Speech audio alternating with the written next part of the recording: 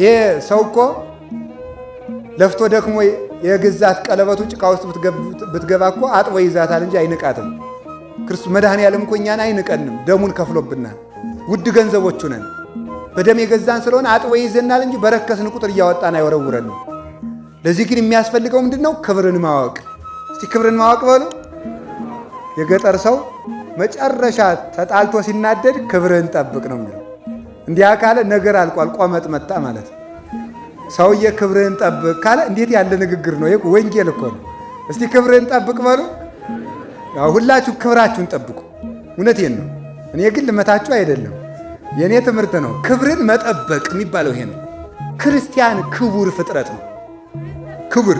ስለዚህ እኛ ከአጋንንት በላይ ከእንስሳት በላይ ሰው ነን። ከእንስሳት በላይ ሰው ነን። ከሰው በላይ ክርስቲያን ነን። ከእንስሳት በላይ ሰው ነን በሉ በሉ እንጂ ከሰው በላይ ክርስቲያን ነን በሉ እስቲ። ከሰው በላይ ምንድን ነን? ክርስቲያን ነን። በእውነቱ ማለት ክርስቲያን ሆነን የክርስቶስ አካል ነን። መድኃኔዓለም እጁን የተቸነከረ እኛን የእሱ እጆች ሊያደርገን፣ እግሩን የተቸነከረ የእሱ እግር ሊያደርገን፣ የእሱ አካል ለማድረግ ነው። ልብሶቹን ለማጠብ ነው። ይሄንን ለማድረግ ነው መድኃኒታችን ኢየሱስ ክርስቶስ ተቸንክሮ የዋለ። ይህን ክብር ከማሳደፍ በላይ ክርስቶስን መስቀል የለም። ከቃሉ ጋር ናችሁ? እስቲ አሁን አንድ ጥያቄ ልጠይቃችሁ። በዚህ ዘመን ክርስቶስ ቢመጣ ተሰቅሉታላችሁ? ታመሰግኑታላችሁ? ኧረ ንገሩኝ። እሺ ጌታ የተሰቀለለት ብትኖሩ ትሰቅሉታላችሁ ወይስ አትሰቅሉትም? እኔ ብንወር ኑሮ አልሰቅለውም ነበር በሉ እስቲ። በሉ ሁላችሁም እሺ፣ እንደገና በሉ። እኔ ብንወር ኑሮ በሉ። እሺ እንደገና በሉ። እጁን አልቸነክረውም በሉ። እግሩን አልቸነክረውም፣ ሰውነቱን አልገርፈውም፣ በችንካር አልወጋውም። መልካም። በዚህ ዘመን ክርስቶስን እየሰቀልን አይደለም ነው። ክርስቶስን መስቀል እኮ ሰውነታችን የማን አካል ነው ብያችኋለሁ። አሪያ ከአይሁድ እኮ ልዩነት የለንም። አይሁድ በብረት ቸነከሩት፣ እኛ በኃጢአት እየወጋ ነው እኮ ነው። ከእኛ ላይ ውሎ እንዳያድር በቂም በተንኮል በመለያየት በዘረኝነት እየወጋ ነው። ያ ነው ክርስቶስን መስቀል ማለት። የግድ ብረት ይዞ መጥቶ በገመድ በጅራፍ ማሰር እኮ አይደለም። ክርስቶስን መግረፍ፣ ክርስቶስን መስቀል፣ ክርስቶስን መቸንከር ማለት ምን ማለት ነው? ኃጢአት እየሰሩ እሱ በእኛ ላይ እንዳያድር ማለት ነው። ከዋለበት እንዳይውል ካደረበት እንዳያድር እሱን ማሰቃየት ማለት ይሄ ነው። ከዚህ እግዚአብሔር ሰቃልያነ እግዚእ ከመባል ይሰውረን። ስለዚህ ወንድሞቼ ጸጋችሁን አታቃሉ አለና እንዲህ ብሏልና መጽሐፍ በዕለተ ሪት ሰማይኩከ ወዕለተ መድኃኒት ረዳይኩከ፣ በተመረጠች ዕለት በተወደደች ዕለት ሰማሁህ በመዳን ቀንም ረዳውህ ተብሎ ተጽፏልና ይላል ቅዱስ ጳውሎስ። በተመረጠች ቀን ሰማሁህ በሉ። ይሄንን በተመረጠች ቀን በሉ። በመዳን ቀንም ረዳውህ በሉ። አዎ ርዕሳችን የምን ቀን ነው? የመዳን ቀን ነው። የመዳን ቀን ነው።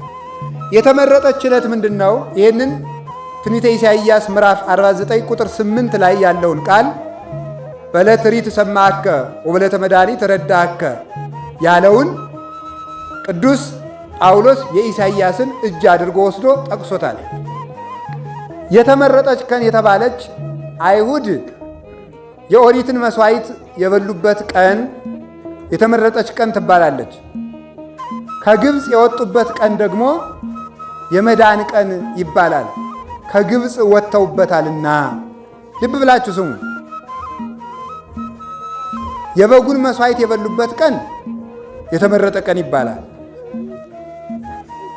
ከግብፅ ባርነት ነፃ ያወጡበት ቀን የመዳን ቀን ይባላል። እንደገና ደግሞ በጋ መስዋዕቱን የበሉበት ቀን የተመረጠ ቀን ይባላል። ጠላት ሰጥሞላቸው ባሕር ተከፍሎላቸው ባሕር የተሻገሩበት ቀን ከመቅሰፍት የዳኑበት ቀን የመዳን ቀን ይባላል። በደብረ ሲና ከእግዚአብሔር ታቦት የተቀበሉበት ሕግ የተቀበሉበት ቀን የመዳን ቀን የተመረጠ ቀን ይባላል። በዚያው ከመቅሰፍት የዳኑበት ደግሞ የመዳን ቀን ይባላል።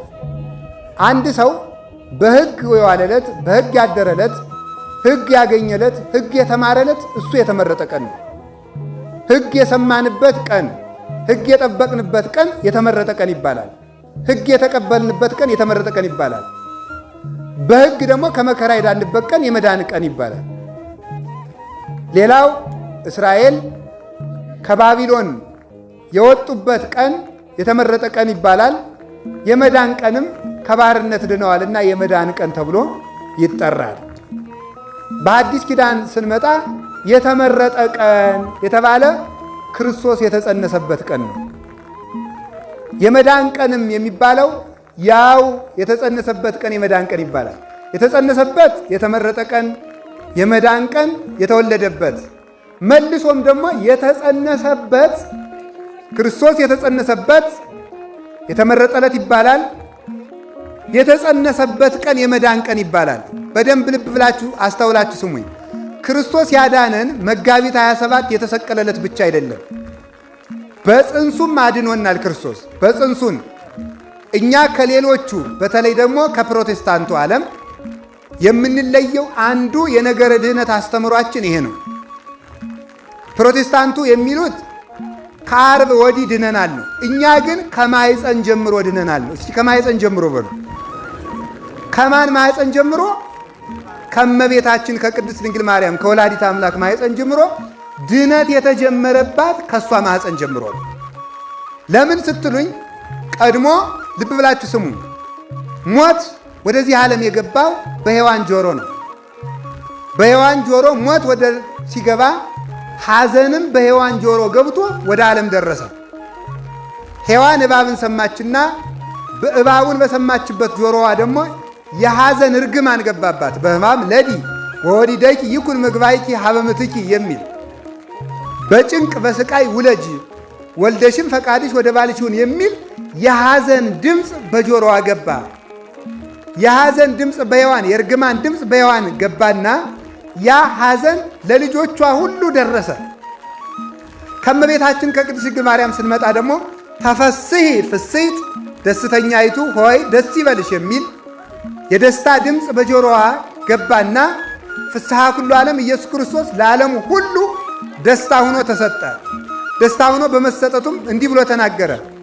ዘጸማ ይምጻ ሀቤ የተጠማ ቢኖር ወደ እኔ ይምጣ ወይስተይ እንዲሁ ይጠጣ በከመ ይቤ መጽሐፍ አፍላገ ማየ ሕይወት ይውህዝም ከርሱ መጽሐፍ እንደተናገረም የሕይወት ውሃ ከሆዱ ይፈስለታል ማለት ሀብተ መንፈስ ቅዱሱ በሰውነቱ ተገልጦ ይታይለታል። ምስጢር ሲያናግረው ታምራት ሲያደርግለት ይገለጥለታል።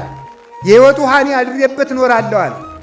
ስለዚህ የደስታ ፈሳሽ በእመቤታችን ጆሮ ስለገባ ሐዘናችን በእሷ ጆሮ በኩል ስለተወገደ ድነት በማርያም ማኅፀን ተወጠነ። ድነት በእመቤታችን ማኅፀን ተጀመረ። ባርነት በሔዋን ጆሮ መጣ። ወውቱ ይቅንኪ ባልሽ ይግዛሽ ብሏት ነበረ። አሁን ግን ነፃነት በእመቤታችን ጆሮ ወጣ።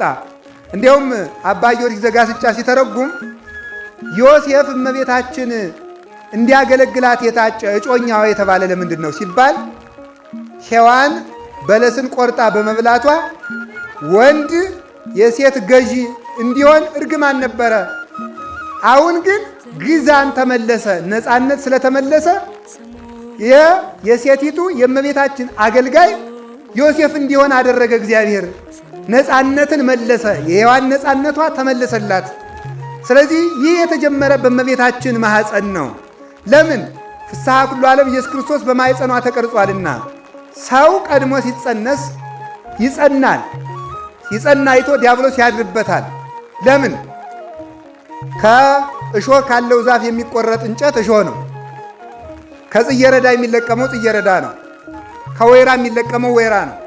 ከተረገመው አዳም የሚወጣው ዘር ሁሉ የተረገመ ነበረ። ከተረገመችው ሔዋን የሚወጣው ዘር ሁሉ የተረገመ ነበረ።